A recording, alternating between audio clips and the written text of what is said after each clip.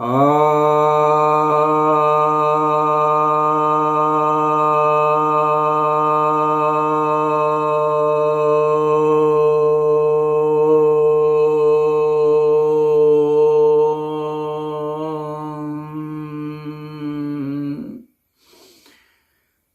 भक्तजनों को सप्रेम नमन। तो आज मैं आपको उस सीरीज के अगले वीडियो में ले चल रहा हूं जिसमें मार्क्सवाद का खंडन किया जाता रहा है। तो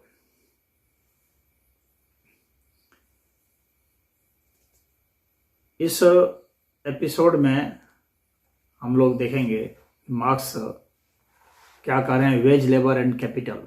ये जो है मार्क्स का एक वर्क है दास कैपिटल के ग्रंथ का, उसमें मार्क्स क्या कह रहे हैं। कह रहे हैं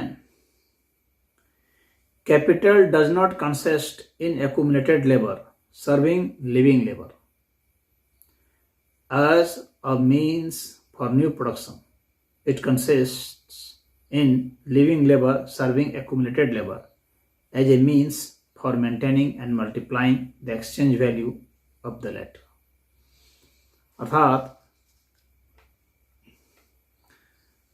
जो पूंजी है यह जो है जो लेबर जो है वो एक्यूमुलेट हो गया यानी इकट्ठा हो गया। जो इकट्ठा हो गया एकत्रित जो श्रम है वह जो जीवित श्रम है यानी अभी जो इकट्ठा नहीं हुआ है बल्कि अब जीवित है यानी अब वह जो है परिश्रम करेगा तो वह बनेगा। तो वे कह रहे हैं कि वह नए उत्पादन में वो नहीं आता है, बल्कि होता क्या है कि जो यह जीवित श्रम है वह जो एकत्रित श्रम है उसको ही वह बढ़ाने के काम में आता है, उसी को मल्टीप्लाई करता है और उसी को वह एक्सचेंज करता है, बदलता है। यानी कहने का यहाँ पर इनका तात्पर्य है कि जो जीवित श्रम है वह एकत्रित श्रम को बढ़ाता रहता है, यानी पूंजी को वह बढ़ाता रहता है, और जो पूंजी है वह उसको सर्व नहीं करती, यानी जो जीवित श्रम है उसको नहीं करती। कहने का मतलब यहाँ पर यही है कि पूंजी से मजदूरों का भला नहीं होता। यहाँ इनडायरेक्ट वे में ये जो कहना चाह रहे हैं वो यही है कि पूंजी से मजदूरों का भला नहीं होता बल्कि और पूंजी बढ़ती जाती है, यानी पूंजीपतियों का भला होता है। फिर वे कहते हैं, अब मैं इसके उसमें बाद में आऊँगा, पहले जो ये कह रहे हैं थोड़ा सा उसके ऊपर जिक्र कर लें। ये कह रहे हैं कि the worker receives means of subsistence in exchange for his labour power, but the capitalist receives in exchange for his means of subsistence labour the productive activity of the worker, the creative power, whereby the worker not only replaces what he consumes but gives to the accumulated labor a greater value than it previously possessed.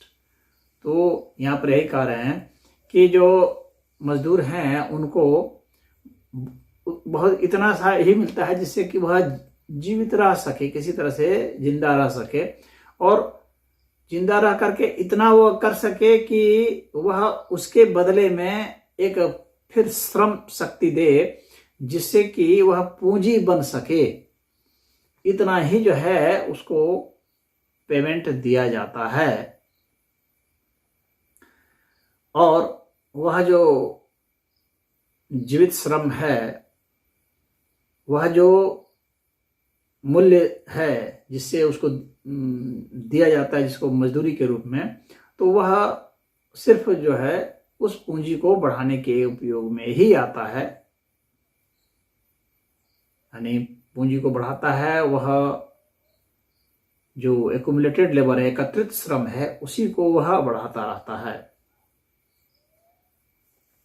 तो यहां पर हम यह देखते हैं कि marks जो है एक तरफा एक कारण को पकड़ लिए हैं और वो यह सोचते हैं कि पूंजी से मजदूरों को बस इतना मिलता है कि वे जीवित रह सके, लेकिन यह बात मान्य नहीं हो सकती है। कुछ स्थानों पर ठीक है, मार्क्स के ज़माने में ऐसा था, इसमें कोई दो राय भी नहीं है। कुछ स्थानों पर ऐसा था, लेकिन ऐसा नहीं है कि मजदूर सदैव ऐसे नहीं रह गए। मजदूरों के पास अब जीवित रहने के अलावा, खाने पीने के अलावा, रहने कपड़े लत्ते बढ़िया और जो आधुनिक सुख सुविधाएं हैं वे भी हमको मिल रही हैं। उनकी मजदूरी बढ़ी है, लेबर यूनियन बना, कई लोगों ने आवाज़ उठाई, मजदूरों ने खुद भी आवाज़ उठाई, हड़ताल किए, बहुत सारी चीज़ें हुई और उससे जो है उनकी स्थिति में निरंतर सुधार होता गया, उनकी मजदूरी बढ़ती गई।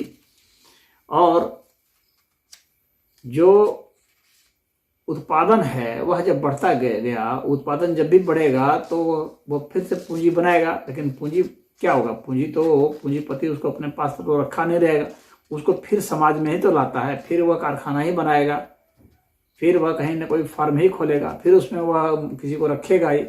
तो यानी ये जो कैपिटल जो है वो खाली कैपिटल गेन के लिए नहीं होता है, पूंजी खाली पूंजी को बढ़ाने के लिए नहीं होता है। उसका उद्देश्य भले पूंजी बढ़ाना है, लेकिन उस पूंजी बढ़ाने के उद्देश्य में क्या है कि उसको वर्कर रखने पड़ते हैं और वहां जो है कैपिटल उसको फ्लो होता है। सिर्फ उसी को नहीं, बल्कि सरकार को वह टैक्स भी देता है, अन्य को भी वह दान भी देता है।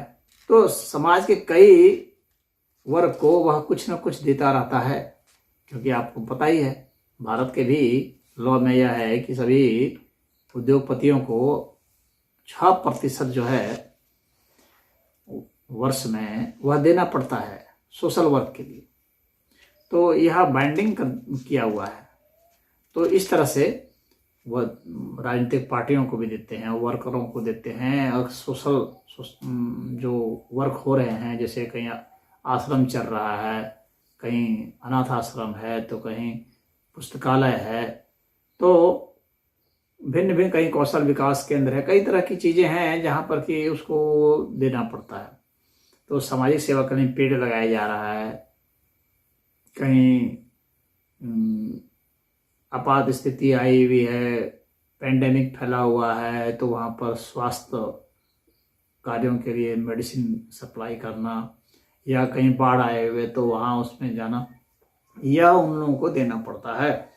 तो गवर्नमेंट की जो भूमिका है उसको मार्क्स यहाँ पर नज़रअंदाज कर रहे हैं और समाज का प्रेशर को भी नज़रअंदाज कर रहे हैं कि समाज का प्रेशर भी पूंजीपति के ऊपर पड़ता रहता है, सरकार के ऊपर पड़ता रहता है और मजदूरों का भी पड़ता रहता है। तो पूंजी जो है वह शिफ्ट भी होती रहती है। इसके कारण ही उनके मजदूरों के पास भी पैसे जाते हैं, पैसे जाएंगे तभी तो पूंजीपति जो बना रहा है उसको खरीदने वाले रहेंगे, नहीं तो कोई खरीदने वाला ही नहीं होगा। सामान बना के प्रोडक्शन करके क्या करोगे? कीमत जो है यहाँ पर मार्क्स इसी को नहीं समझ रहे हैं कि कोई चीज़ की कीमत जो होती है खरीदने वाले के डिमांड सप्लाई के हिसाब से होती है, उसको नज़रअंदाज कर दे रहे हैं। वे खाली प्रोडक्शन कर दिया, पूंजी उसमें ऐड कर दिया, ये कह रहे हैं कि वो बार पूंजी ऐड करते रहता है। अरे पूंजी कैसे ऐड होगी भाई? जब वो बिकेगा, खाली उत्पादन करने से थोड़ी हो जाता है, बिकना भी तो चाहिए, मार्केटिंग उसकी होती है, उसमें भी उसके खर्चे आते हैं। वो बिकेगा नहीं, सामान बाजार में पट गया, पता चला कोई खरीदने वाला नहीं है, पता चला उसकी मांग अब नहीं रह गई, पता चला कि उसके कंपटीशन में और दूसरे जो हैं और भी आ गए ब्रांड, तो उसको नुकसान हो गया। तो कई तरह की बातें आ जाती हैं। सरकार ने टैक्स बढ़ा दिया, बाहर दूसरी जगह एक्सपोर्ट हो रहा है तो वहाँ पर टैरिफ बढ़ गई, पता चला कि सप्लाई चेन टूट गया, कहीं पर माल रुक गया, माल कहीं सड़ गया, विपदा आ गई, प्राकृतिक विपदा आ गई, उसकी भरपाई कौन करेगा? पूंजीपति को। पूंजीपति भी तो श्रम कर रहा है, वह धन भी लगा रहा है, श्रम भी कर रहा है, और उसका माल अगर कहीं बिगड़ जाता है, खराब हो जाता है, डिमांड खत्म हो जाती है, उसका तो कारखाना बंद हो जाएगा। उसको उसकी भरपाई कौन करेगा? उसको पैसा कौन देता है? कोई दे नहीं देता है। तो वह भी तो रिस्क लेकर के चलता है। इन बातों को मार्क्स ने ध्यान नहीं दिया। वो कहा कि बस वो उसी तरह से पूंजी उसको बढ़ाता रहता है। ऐसे पूंजी नहीं बढ़ जाती है खाली मजदूरी कर देने से। तब तो सभी जो है मजदूर हैं वो पूंजीपति हो जाते हैं। इतना आसान नहीं होता कैपिटल गेन करना, पूंजी बढ़ाना, जितना कि मार्क्स जितना सिंपल तरीके से सोच रहे हैं। तो यह जो है समझ लेना चाहिए कि जो सब्सिस्टेंस लेवल है, जिससे कि सिर्फ जो है वह मजदूर जीवित रहे, इतनी ही मजदूरी आजकल नहीं मिलती है। कहीं कहीं पर ठीक है मिलती रही होगी, और आज भी हो सकता है कहीं मिलती होगी किसी जगह। जब बहुत विपत्ति में आदमी पड़ता है तो ठीक है, बहुत छोटे स्तर पर खाली जीने भर तक ही मजदूरी ले लेता है, लेकिन ऐसा हर समय नहीं होता है। थोड़ी बहुत समय ही कहीं पर ऐसा हो सकता है। कई तरह के लेबर लॉज हैं, कंपनियों के भी अपने लॉ हैं, एथिक्स भी है। इसके अलावा मजदूरों का अपना यूनियन है, समाज का अपना प्रेशर है। इसके अलावा फिर उसकी इतनी डिमांड है कि आपको देना पड़ेगा, नहीं तो आपकी फैक्ट्री बंद हो जाएगी। तो आजकल पूरी दुनिया में ऐसे हैं। लेकिन उन सबको हमको बहुत ब्रॉड स्तर पर समझना पड़ता है। अर्थव्यवस्था को उसको एक ही स्तर पर सिर्फ जो है, एक तो ये सत्तू बांध के पीछे पड़ जाना हुआ पूंजीपतियों के पीछे, ये जो भी कर रहे हैं गलत ही कर रहे हैं। तो ऐसा नहीं है, बिना उनके जो है ये हम लोग मानव सभ्यता को जीवित भी नहीं रख सकते। पूंजीपतियों के कारण ही मानव सभ्यता भी जीवित है, अन्यथा जीवित रहना संभव नहीं होता। और यह पूंजीपति कोई आज की चीज नहीं जैसे मार्क्स सोचते हैं। ये जब से मनुष्य जन्मा है तब से है। क्योंकि उस वक्त ठीक है, उस वक्त जो है फल जो थे वो पूंजी थी। उस वक्त मांस कहीं से मार के ले आए, वही पूंजी हो गई। उसको रख दिया, जमा कर लिया कि कल नहीं मिलेगा मांस तो खाएंगे। तो ये सब गुफा में रहते थे, उस वक्त भी वही था। उसी का धीरे धीरे विस्तारित रूप है। मूलतः यह प्रकृति की देन है, यह हर प्राणी करता है। पशु सब भी जो है कहीं मांस पाते हैं तो आप देखेंगे तो वे भी कहीं पर गड्ढा खोद करके गाड़ देते हैं। ये हायना सब भी करते हैं, कुत्ते सब भी करते हैं, वो गाड़ कर रख देते हैं ताकि जब विपत्ति का समय आएगा तब निकाल के खाएंगे। तो ये सभी चींटियां करती हैं, मधुमक्खी का, बहुत सारे जानवर सब करते हैं। अपनी बुद्धि हर कोई लगाता है कैसे विपत्ति के समय बचा जा सके, खुद को बचाया जा सके और अपने करीबियों को बचाया जा सके। तो यह पूंजी को बढ़ाने का ये कुदरती निजाम है। कोई मानवों ने कोई नया आविष्कार नहीं किया है।